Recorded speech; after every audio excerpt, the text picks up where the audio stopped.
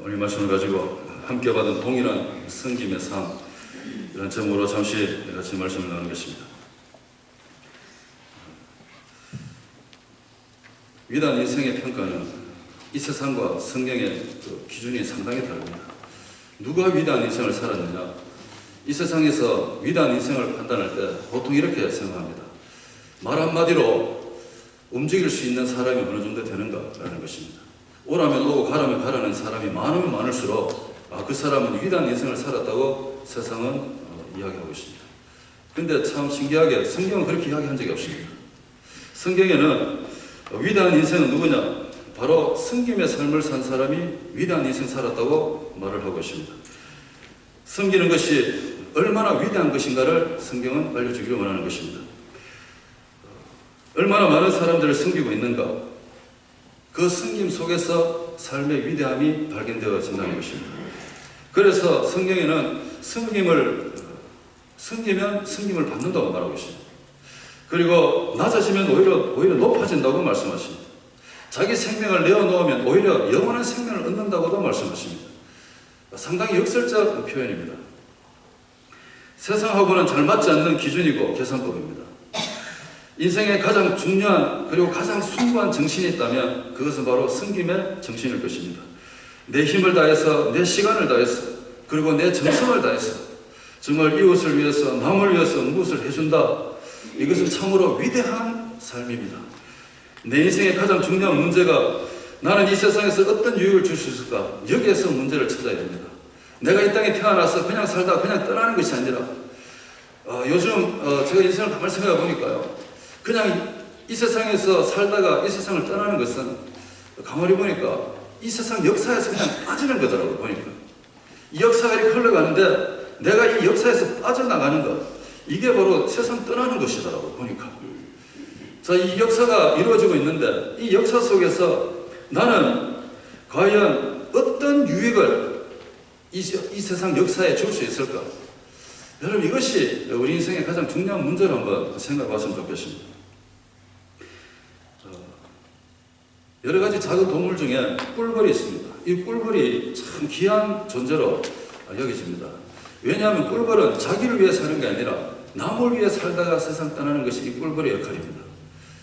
태어나자마자 꿀을 따서 그 꿀을 만들고, 그리고 꽃에 있는 이 여러 가지 꽃 속에 있는 이 씨앗들을 다른 꽃에 옮겨주고, 이렇게 함으로써 이 세상에 아름다운 꽃들이 계속해서 피고, 만약에 벌꿀이 이 지구상에 사라지면 인류도 멸망할 가능성이 또 거기까지 이야기합니다.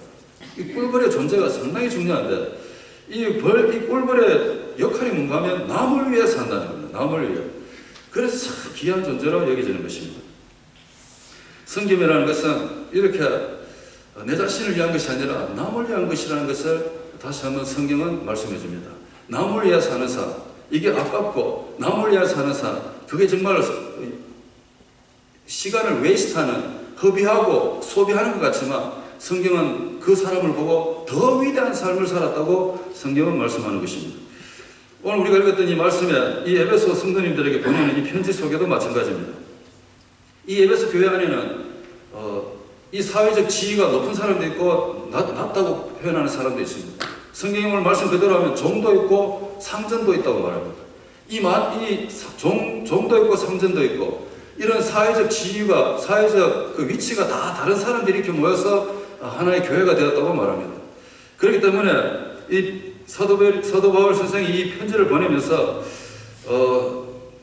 우리 교회 성도님들이 세상 신분이 비록 종이든 상전이든 간에 어떤 위치에 있든지 간에 모두가 다 예수님 믿고 교회가 되었기 때문에 이제는 서로 섬기면서 살아가는 것이 마땅한 성도의 삶이라는 것을 말해주고 있는 것입니다.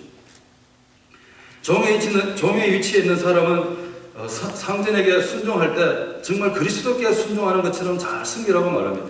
그렇다면 높은 위치에 있는 상전들은 정말 종이 자기를 섬기는 것처럼 이 상전들도 자기가 가진 그 사회적 지위나 아니면 권력을 악용해서 막 종들을 이용하고 부리고 이런 게 아니라 정말 상전들도 종들이 자기를 섬기는 것처럼 그렇게 종들에게 섬기라고 동일하게 섬김의 삶을 권면하고 있습니다. 왜냐하면 종이든 상전이든 오늘 본문에 보니까 모두가 다 그리스도인이라고 말하고 있습니다. 그리스도인들은 사회적 신분이 종이든 상전이든 상관없이 서로 섬기는 것이 마땅한 것이 바로 이 그리스도인의 삶이라는 것을 말씀해 주고 있습니다.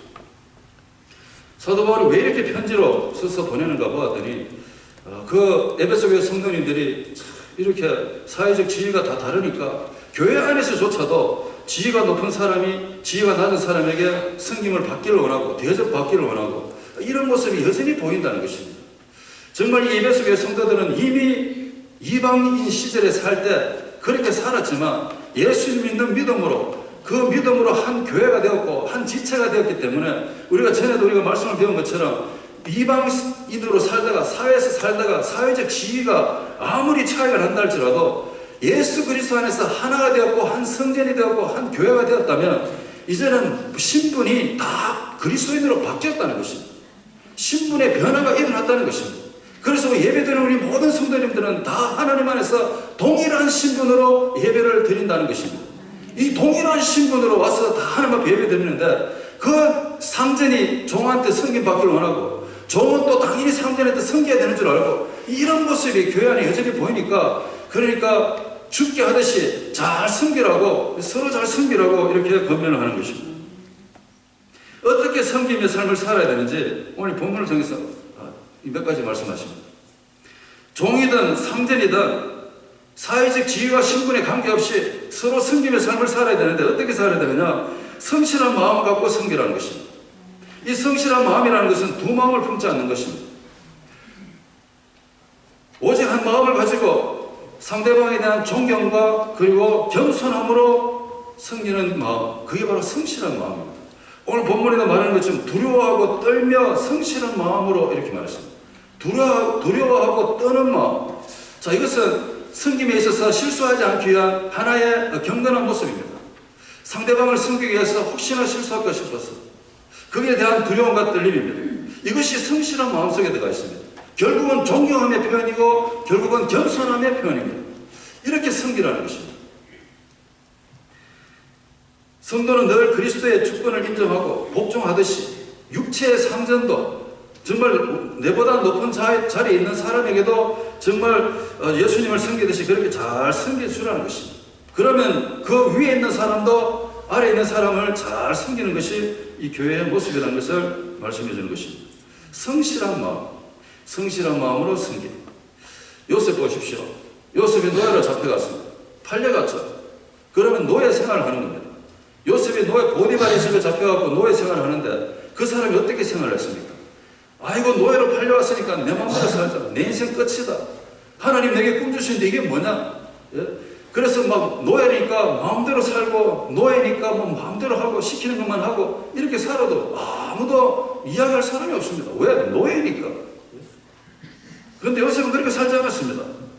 그 집에 가도 노예로 신분이 바뀌었다 할지라도 성실한 마음으로 섬겼습니다. 성실한 마음으로 주인을 섬겼습니다. 겸손하게 존경하는 마음으로 상전을 섬겼다는 것입니다. 그랬더니 그 상전인 그 보디발, 이 집 주인이 요셉을 보면서 얼마나 감격했으면 집에 있는 모든 열쇠 구루미를 요셉에게 맡깁니다. 그리고 집을 관리하라 그럽니다. 노예로서 상전을 섬기니까 상전도 그 노예로 섬기는 요셉을 보고 감격해서 그 요셉을 또 잘 섬겨주는 그런 모습을 우리는 봅니다. 그러니까 그 집이 어떻게 되겠습니까? 정말 이 섬김이 있는 그 가정에 하나님이 형통이라는 복으로 갚아주시더라고요. 섬기는 그 요셉에게도 하나님이 함께 하심으로 형통했고 보디발의 집이 요셉이 있는 그 순간에는 그 집에서 형통했습니다. 이렇게 성실한 마음으로 섬길 때 이런 형통의 은혜가 있는데 요셉이 감옥에 가서도 성실한 마음으로 잘 섬기죠. 그러니까 감옥에서도 열쇠 구름비를 받아가지고 그 감옥을 관리하는 이런 은혜를 경험합니다. 성실한 마음으로 섬기기. 위에 있는 사람이든 아래에 있는 사람이든 사회적 지위에 높고 낮음이 중요한 게 아니라 예수 그리스도 안에서 그리스도인이라면 정말 크리스찬이라면 정말 서로 이렇게 잘 성실한 마음으로 섬기는 것이 형통의 가장 중요한 요인이다라는 것을 우리는 보게 됩니다. 요셉이 그렇게 잘 섬기니까 여러분 참 이 복을 받잖아요. 저 이 말씀 묵상하면서 노사관계에 대해서 한번 찾아봤어요. 우리나라 한국 사회 노사 문제가 하루도 쉬지 않고 끊임없이 뉴스에 나오고 있습니다. 노사 간의 그 갈등, 정말 이 갈등의 가장 중심에 뭐가 있는가 보면 결국은 위에 있는 사람과 일하는 사람 사이에 뭔가가 이런 문제가 있다는 것입니다. 요즘 계속해서 뉴스에 나오는 어느 항공사 회장님의 딸의 그 갑질을 이렇게 이야기하더라고요. 가진 자의 갑질. 정말 자기는 제일 많이 가졌으니까 일하는 사람들한테 마음대로 대해야 된다는 이 변하지 않는 한국 사람의 이 사고의식. 희한하게 우리나라 사람은 워낙 이 압박을 많이 받았는지 얼마나 이게 무시당하며 살았는지 좀 이렇게 좀 살게 되면서부터 이 한국 사람이 해외에 나가 보십시오. 특별히 제3국에 나가 보십시오. 저 옛날에 필리핀에 신학교 가기 전에 도망간 적이 있거든요. 그 가서 제가 정말 너무 정확하게 눈을 보았습니다. 그때 당시만 해도 환율이 3배였습니다. 우리나라 돈이 필리핀 돈보다 3배가 많았습니다. 그러니까 한국에서 돈 갖고 보면 필리핀에서 진짜 왕처럼 살 수 있습니다. 집집마다 그 일하는 아주머니 안 데리고 사는 한국 가정이 하나도 없었어요. 얼마나 압제하고 무시하고 여러분 밖에 나가고 진짜 한국 사람이 한번 가보십시오. 진짜 좀 상대방보다 높다, 상대방보다 좀 가졌다 그러면 상대방을 무시하고 짓눌러도 괜찮다고 생각하는 이 엄청난 이 잘못된 착각이 우리나라 세상에 있다는 것입니다. 나도 모르게 나온다는 것입니다. 처음 만나고 내보다 좀 낫다 그러면 그때부터 목이 힘이 들어가기 시작합니다.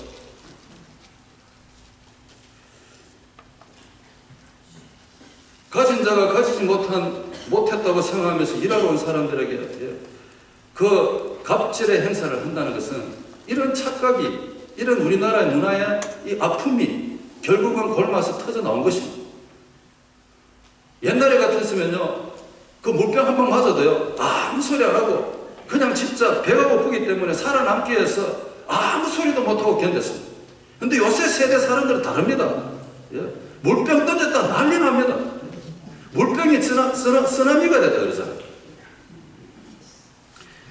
왜 그렇습니까?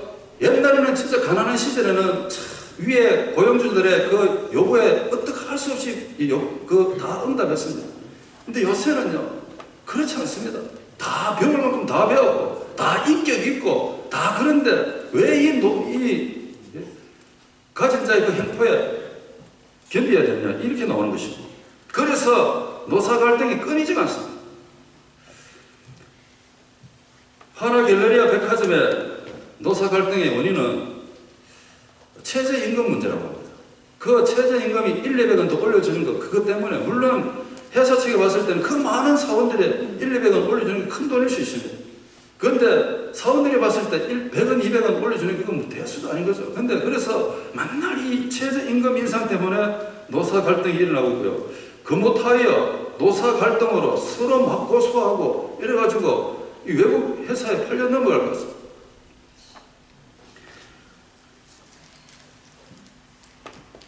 서로 이익을 위해서 하다 보니까 남는 게 뭐냐? 분쟁밖에 없습니다. 서로 노사 간의 갈등이 있다 보니까 결국 남는 게 뭐냐? 그 이면에는 회사가 부도가 나거나 손해만 엄청나게 본다는 것입니다.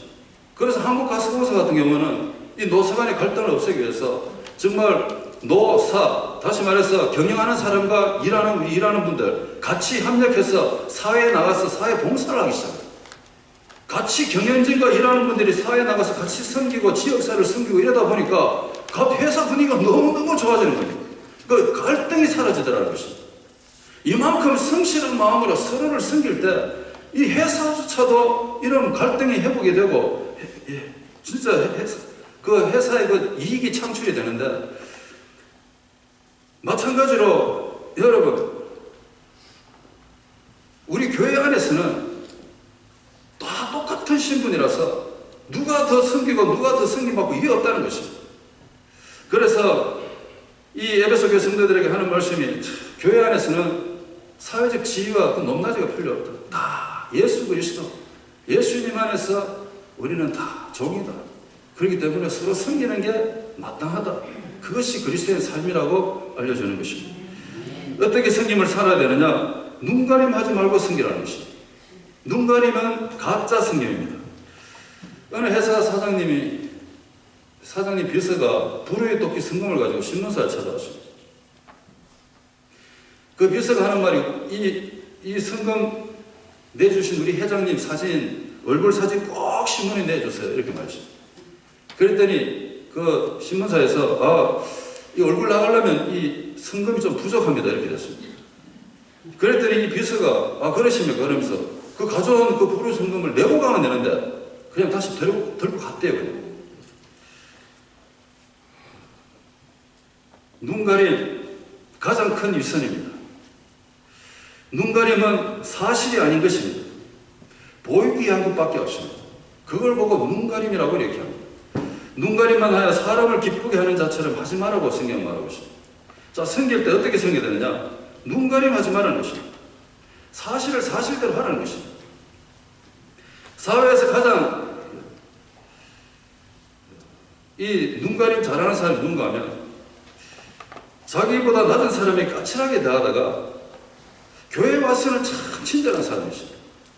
눈가림이죠. 성령의 열매 오래 참고 겸손하고 온유하고 이것을 사회생활에서도 해야 되는데 사회생활을 그렇게 안 하다가 교회 와서는 온유하고 오래 참고 있습니다. 눈가림입니다. 사회에서는 독선적이고 냉정하고 근데 교회 와서는 친하고 눈가림이죠. 그래서 가장 큰 눈가림은 뭐냐? 누가 볼 때만 바쁜 사람이죠. 누가 볼 때만 일하는 사람이죠. 어떤 목사님 사모님께서 하루는 그 집에 친구랑 그 식기랑 이런 걸 가지고 강대상 위에 다 올려놨어요. 강대상에 다 올려놨는데 목사님은 이거 당신이 왜 이러시냐고 왜 이러냐고 그랬더니 그 사모님 하시는 말씀이 목사님께서 강대상에서 말씀하신 그 말씀대로 집에서 그대로 안 하니까 내가 이 강대상에서 사는 목사님하고 살라고 그 짐을 요 강대상에 올려놔 여기서 같이 살자는 거죠. 강대상의 목사님하고 살고 싶다는 거죠. 꼭 제보가 하는 소리 같아요.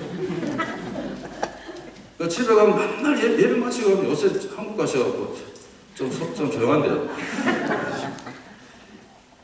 주일 저녁에 집에만 가면 이제 조목조목 또 따지기 시작하는 거죠.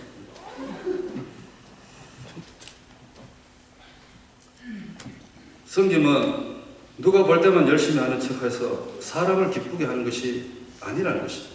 그 섬김 아니라는 것입니다. 항상 예수님 앞에서 사는 그리스도의 종처럼 그렇게 섬기는 것이 하나님 뜻을 행하는 것이라고 말씀하고 있습니다.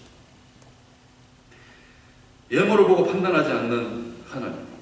그런데 사람들은 외모를 보고 판단하기 때문에 눈에 보일 때 섬기고 보이지 않으면 섬기지 않고 이것이 눈가림의 섬김인데 하나님은 그거 다 안다는 것입니다. 하나님 우리의 속 다 보고 계신다는 것입니다. 우리 마음 중심을 보신 하나님. 그래서 눈가림이 하나님 앞에 해당이 통하지 않는다는 것입니다. 마음 중심을 보시는 하나님을 우리가 꼭 기억하라는 것입니다. 그래서 에베소 성도들에게 이방인들이었잖아요. 저희들처럼 태어나면서부터 물론 믿음 갖고 태어난 분도 계시겠지만 다 이방인이었습니다. 하늘나라에 대해서 외인이었다.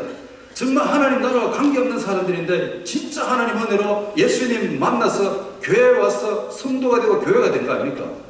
그러니까 아직까지도 이 에베소 성도들처럼 오늘날 이 시대도 마찬가지지만 아직까지도 여전히 이방인일 때 그 삶이 여전히 남아있는 것입니다. 그래서 하나님은 왜 사람 중심을 보시는가 자꾸 말씀하는가 하면 왜 하나님이 외모를 보지 않는다고 말씀하시는가 하면 이런 세상에 살 때 그 모습 그대로 눈에 보면 하고 안 보면 안 하고 이런 어떤 눈가림의 이것이 교회 안에 여전히 존재하기 때문에 하나님을 기억하라는 거죠. 하나님은 절대 외모 안 본다. 마음 중심 본다. 그러니까 눈가림의 신앙은 절대 하나님한테 통하지 않는다. 이것을 교회에 계속해서 말하면서 섬길 때 진짜로 섬기라는 것입니다. 그래서 섬김이들은 누굽니까? 누가 보든지 말든지 자기 자신을 낮추었어. 작은 일에, 정말 작은 일에도 충성을 다하는 일꾼들, 그들이 섬김이들이죠. 많은 사람들이 관심이 큰 일에 있습니다. 크고 눈에 잘 띄고 누가 봐주고 박수 쳐주고 그런 일을 더 잘하기를 원하는 것이 보통 우리의 마음입니다. 저라고 뭐 다르겠습니까? 다 똑같죠. 누가 박수 쳐주면 더 고맙죠. 그리고 격려해주는 거 잘해야죠. 물론 잘해야 됩니다. 그러나 아무도 알아주지 않는 곳에서 오로지 하나님 한 번 바라보면서 열심히 충성하는 성김이들도 있습니다. 그래서 성김이들은 잘 나타나지 않습니다. 성김이들은 누가 보든지 안 보든지 자기 자신에게 주어진 일에 최선을 다할 뿐입니다. 성김은 남의 눈에 의해서 일이 진행되는 것이 아닙니다. 맡겨준 일에 묵묵히 감당해 가는 것, 그게 성김이들의 모습입니다. 누가 보고 누가 보면 하고 누가 안 보면 안 하고 남의 눈에 의해서 일이 진행되어져 간다. 그거는 바로 눈가림입니다. 그러나 성김이들은 누가 보든지 안 보든지 무슨 관계가 있습니까? 하나님 내게 주신 귀한 이 은사, 귀한 사명, 귀한 사역, 그리고 귀한 직분, 하나님이 다 보고 계시고 하나님이 다 아시는 이것을 뭐 누가 보는지 안 보는지 무슨 상관이 계십니까? 그래서 섬기는 자는 언제나 자기 자신을 스스로 낮출 준비가 되어 있는 분들입니다. 진실한 섬김이는 절대 내 몫이 무엇이냐고 물어보지는 않습니다. 그냥 섬기십니다. 내 자리가 어디냐고도 묻지 않습니다.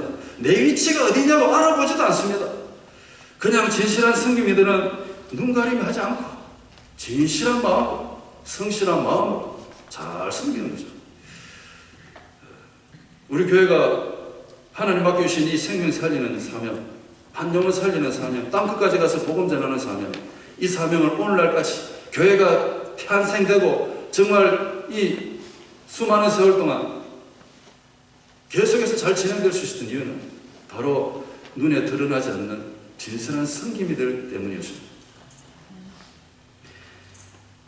이렇게 교회 안에서 바깥의 삶에 있어서는 그 지위가 높고 낮은 그런 거 많습니다. 우리 사업하시는 분도 계시고 직장 일하시는 분도 계시고 사회에 나가서는 우리 위치가 다 다를지라도 교회에 와서는 다 그리스도의 종, 정말 우리의 진실한 상전은 누구시냐? 예수 그리스도. 예수님이 우리의 상전이시고 여기 나온 우리 모든 성도님들은 다 그리스도의 종이다. 그러니까 서로서로 섬길 때 성실한 마음으로 섬기라는 것입니다. 눈가림만 하지 말고 정말로 진실하게 섬기라는 것입니다. 그게 바로 그리스도 안에 함께 받은, 우리 모두가 다 함께 받은 동일한 섬김의 삶이라고 성경은 오늘 말씀하는 것입니다. 여러분, 이런 섬김의 삶에 아름다운 하나님의 복이 넘치는 줄로 믿습니다. 그래서 우리 모든 성도인들은 다 동일한 섬김의 삶을 살아야 됩니다. 섬김을 나는 받아야 돼, 나는 섬김만 받아야 돼, 이게 아니라는 것입니다. 그리고 한 가지 더 말씀드리면, 섬길 때 주님께 하듯이 섬기라는 것입니다. 주님께 하듯이. 이런 내용으로 섬김이들을 모집하는 광고가 하나 있습니다. 잘 한번 들어봤으면 좋겠습니다. 자, 이 광고 잘 들으시고 속으로 손을 들 건지 말 건지 한번 생각해 봤으면 좋겠습니다. 교회를 세우는 데 필요한 어려운 임무를 담당할 남녀를 구합니다. 순수한 봉사직입니다. 자신이 가진 것을 헌신해야 합니다. 때로는 자주 오해를 받을 수가 있습니다. 그리고 보이지 않는 그 적의 공격을 계속해서 받게 될 것입니다. 노력의 결과를 직접 보지도 못할 수도 있습니다. 때로는 심지어 자기 자신의 목숨까지도 내어놓아야 할 때가 있을 것입니다. 그리고 수고에 대한 완전한 보상은 이 땅에서보다 이 세상이 끝난 이후에 받을 수 있습니다. 자, 이런 광고가 떴다. 자, 이 광고를 들으시고 우리 성도님들 어떻게 하시겠습니까? 응모 좀 해보시겠습니까? 아니면 생각 좀 더 해보시겠습니까? 교회를 세우는데 필요한 어려운 임무를 담당할 남녀를 구합니다. 자, 이 광고 누가 냈을까요? 이 광고를 누가 냈는가 하면 예수님이 내셨습니다. 이 땅에 교회가 탄생되고 난 뒤에 참으로 교회에 필요한 그 일꾼들, 그들의 섬김은 때로는 힘들고 어렵습니다. 때로는 정말 눈에 보이지 않는 이 어둠의 세력의 공격을 늘 받아야 됩니다. 정말로 교회를 세워가는 데 있어서 때로는 내 자신의 것을 헌신하고 희생해야 될 때도 있습니다. 더 심지어 교회를 세워가는 데 있어서 목숨까지도 버려야 될 때가 있습니다. 그런데 참 이렇게 열심히 해도 눈에 보이는 보상은 하나도 없습니다. 다 세상을 떠나고 하나님 나라 갔어야 그때 보상을 받을 수 있는 이 귀한 성경의 직분. 자, 이 직분에 응모하십시오 했을 때 여러분 몇 명이 응모했을까요? 근데 참 감사하기는 역사를 돌아보니까 이 모집 간부에 수많은 사람들이 헌신했습니다. 수많은 사람들이 헌신했어요. 이 땅에서 주어지는 보상 하나도 없는데 오히려 내가 더 내 것을 포기하고 내 것을 섬기고 내 것을 헌신해야 되고 목숨까지도 헌신해야 되는데도 더 엄청난 사람들이 여기에 응모를 했습니다. 왜 그랬겠습니까? 이 광고를 가만 들어보니까 예수님이라면 교회를 세우는 일이라면 내 인생 하나 진짜 희생해도 이건 정말 가치 있는 일이다. 이 진짜 잘하는 일이다. 그래서 성김의 자리로 뛰어온 것입니다. 뛰어온 것입니다. 히브리서 11장에 그렇게 다 적혀 있습니다. 허다한 정인들이 구름과 같이 많다 했습니다. 이 정인들이 누구냐? 이 모집 광고에 다 사인하신 분들입니다. 오늘 이제 나오신 우리 성도님들도 다 여기에 사인하신 분들이십니다. 그런 줄로 믿으시기 바랍니다. 표현을 못해서 그렇지. 제가 봤을 때 우리 성도님들 여기에 이 모집 광고에 이거보다 더 하면 되겠지. 못하신 분이 한 분도 안 계십니다. 섬김이라는 단어의 뜻이 뭔가 하면 이 원어가 디아코니아인데요. 이 디아코니아의 뜻이 뭔가 하면 바로 종이 주인을 잘 시중드는, 옛날 같았으면 중시대 같으면 종이 그 주인들 밥 먹는데요. 그 식탁에 음식 밥그릇 나누는 종들이 있습니다. 그 모습 그거 보고 디아코니아라고 해요. 주부가 손님이 오실 때 부엌에서 열심히 음식을 준비하는 그 모습. 그 모습을 보고 디아코니아라고 말합니다. 자, 성김이죠, 성김. 자, 여기 디아코니아는 이 성김이라는 단어를 통해서 무엇이 나오는가 하면 디컨. 영어로 디컨이 한국말로 집사죠, 집사. 자, 이 성김의 자리에서 집사가 나왔습니다. 이 성김의 집사의 직분을 가장 잘 보여주신 분이 바로 예수님이셨습니다. 그래서 제가 가만히 생각해보니까 예수님은 우리의 영원한 집사님이시다. 예수님 우리 집사님이셨어요. 왜 그랬습니까? 예수님 우리를 섬기시기 위해서 이 땅에 오셨습니다. 하늘나라의 그 영광의 보좌의 자리를 다 던져버리시고 이 낮은 땅을 향해서 종의 모습으로 내려오셨다고. 우리가 종이고 왕이신 예수님이 상전인데 예수님은 거꾸로 우리를 상전으로 삼고 예수님이 종이 되셔가지고 우리를 섬기시려고 그렇게 오셨다는 것입니다. 그래서 예수님은 집사님이셨습니다. 예수님의 그 섬김의 시작이 이렇게 초라 마구간에서부터 시작이 됐습니다. 초라 마구간에서부터 우리의 섬김이 시작됐는데 그걸로 끝난 것이 아니라 그분의 일생은 섬김의 삶을 사셨습니다. 한 번도 섬김을 받아본 적이 없습니다. 오히려 십자가에서까지 자기 자신의 모든 것을 우리를 위해서 다 내어주시기까지 섬김의 길을 가셨습니다. 이것을 보고 섬김이다 이렇게 말하는 것입니다. 그래서 섬김은 하나님을 향한 내 마음의 뜨거운 표현입니다. 나 같은 죄인 살려주신 그 하나님의 은혜에 너무 감사했어요. 내 마음 중심에서 나오는 하나님을 향한 뜨거운 눈물, 뜨거운 헌신, 뜨거운 희생, 이걸 보고 섬김이다 이렇게 말하는 것입니다. 그래서 우리가 하나님을 한다 이렇게 할 때 우리가 하나님 일을 해주는 것이 아니라 하나님 우리를 사용하셔서 하나님의 뜻을 이루어 가시는 거 아니겠습니까? 그거 다시 생각해 보십시오. 하나님의 일을 내가 해준다는 입장이십니다. 내가 좀 해드릴게요. 하나님 제가 해줄게요. 이런 입장과 하나님이 하시도록 내 자신을 내어놓는 그런 입장도 있습니다. 여러분 어느 쪽이십니까? 하나님 내가 해드릴게요. 이런 분이 있는 반면에 하나님 제 자신을 하나님이 하신데 내어드리겠습니다. 하나님 저를 사용해 주옵소서. 섬김이라는 것은 하나님 일을 내가 대신 해준다는 입장에서 생겨나는 게 헌신이 아닙니다. 이게 섬김 아닙니다. 만약에 하나님 일을 내가 대신 해준다고 생각하면 힘들고 지칠 때가 있을 것입니다. 그런데요, 정말로 내가 하나님 일 하도록 내 자신을 내어드리면 그때부터 무슨 일이 벌어지느냐? 하나님이 연약한 나를 통해서, 부족한 나를 통해서 하시고자 하신 일들이 막 생각나면서 그것이 느껴지면서 진짜 하나님의 그 은혜 앞에서 어떤 마음을 드느냐? 경외함. 그 경외함에 몸을 뗄 것입니다. 어떻게 하나님이 나 같은 인생도 덜어 사용하시려고? 언제 그렇게 되냐고요? 내 자신을 내어놓았을 때. 그게 섬김이죠. 봉사와 섬김은 천지 차이입니다. 봉사는 내가 하나님을 하려고 내가 할게요. 이건 봉사고요. 섬김은 내 자신을 내어드리는 것입니다. 이게 섬김입니다.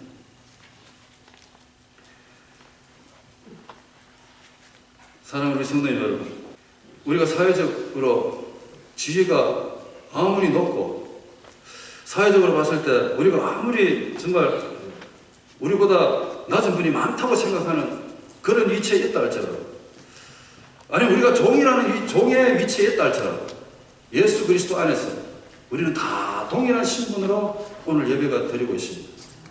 자, 그렇다면 예수님 안에서 한 형제 자매 된 우리 성도님, 그렇다면 어떻게 해야 되느냐? 서로 성실한 마음으로 섬기라는 것입니다. 존경하고 겸손하게 정말로 남을 나보다 낫게 여기면서 이렇게 섬기는 거죠. 그리고 진실함으로 사람을 기쁘게 하는 게 아니라 정말로 주님을 기쁘게 하듯이 이렇게 가식적이 아니라 눈가림이 아니라 진실함으로 섬기는 거죠. 외모를 보지 않고 정말 진실함으로 섬기고 아무리 작은 일이라도 주님 기뻐하듯이 이렇게 섬겼을 때 어떻게 하나님께서 우리에게 은혜를 주시는가 하면 오늘 말씀하신 대로 그대로 받은 줄을 압니다. 뭘 받느냐? 섬긴 그대로 받는다는 것입니다. 그래서 요한계시록 마지막에 정말 믿음으로 다 승리하고 하늘나라에 입성한 흰옷 입은 하나님의 백성들에게 뭐라고 예수님께서 말씀하십니까? 잘했다 착하고 충성된 종들, 이 땅에 사는 동안 행한 대로 갚아주리라. 행한 대로 갚아주시라. 간절히 원하기는 우리 귀한 성도님들, 남은 생에 우리 같이 잘 섬기셨어. 정말 하나님 주신 그 복을 마음껏 받아 누리시고 그 섬김 속에서 우리 교회가 더 든든히 서로 우리 성도님들 서로 우리가 하나님이 상전이시고 우리는 종이니까 종된 우리가 서로 섬기면서 이렇게 살아가는 것이 그리스도인들의 마땅한 섬김의 삶입니다. 그리스도인의 마땅한 성도의 마땅한 섬김의 삶이다. 이것을 오늘 말씀을 생각하면서 여러분이 남은 생에도 이번 주간도 열심히 교회에서 섬기는 것처럼 밖에 나가서도 잘 섬기시고 돌아오시기를 간절히 축복합니다. 한번 기도하겠습니다. 말씀을 생각하면서 우리 잠시 한번 묵상했으면 좋겠습니다. 우리가 살고 있는 이 사회, 이 시대는 힘있고 그리고 높은 지위에 있다고 하면 얼마든지 그 지위를 누리고 그 지위로 살아도 된다고 생각하는 시대입니다. 그래서 자기보다 좀 약하다고 생각하면 마음대로 해도 된다고 생각하는 그런 마음이 아직도 남아있습니다. 혹시나 그런 마음이 있으면 우리 예수님 생각했으면 좋겠습니다. 하늘 영광 버리시고 마을 구유에까지 낮아지셨어요. 우리를 섬기시기 위해서 이 땅에 오신 예수님, 평생 우리를 섬기시고 예수님 가지신 것 다 주시고 하나님 나라로 가셨습니다. 우리 보고 그렇게 섬기라고 섬김의 모범을 보여주셨습니다. 우리는 어떻게 섬기고 계십니까? 성실한 마음으로 섬기고 계십니까? 아니면 누가 보면 하고 안 보면 안 하는 눈가림의 섬김입니까? 아니면 아무리 작은 일이라도 주님께 하듯이 섬기고 계십니까? 이 시간에 다시 한번 내 삶을 돌아보면서 우리의 사회의 삶을 한번 돌아보시면서 정말 그리스도의 섬김의 삶이 어떤 것인가를 잘 묵상하고 이 한 주간도 누구를 만나든지 우리는 종의 위치에서 예수님처럼 잘 섬겨주는 그런 섬김이가 되기를 간절히 원합니다. 우리 갈보리 선교회 성도님들은 어디에 가든지 잘 섬긴다는 이런 은혜의 목소리가 계속해서 들려오는 것처럼 잘 섬기는 우리 남은 삶이 되어서 그 섬김대로 갚아주는 그 복을 마음껏 받아 누릴 수 있도록 이 시간을 같이 한번 기도했으면 좋겠습니다. 말씀을 생각하면서 우리 한번 결심하겠습니다. 같이 한번 기도하겠습니다.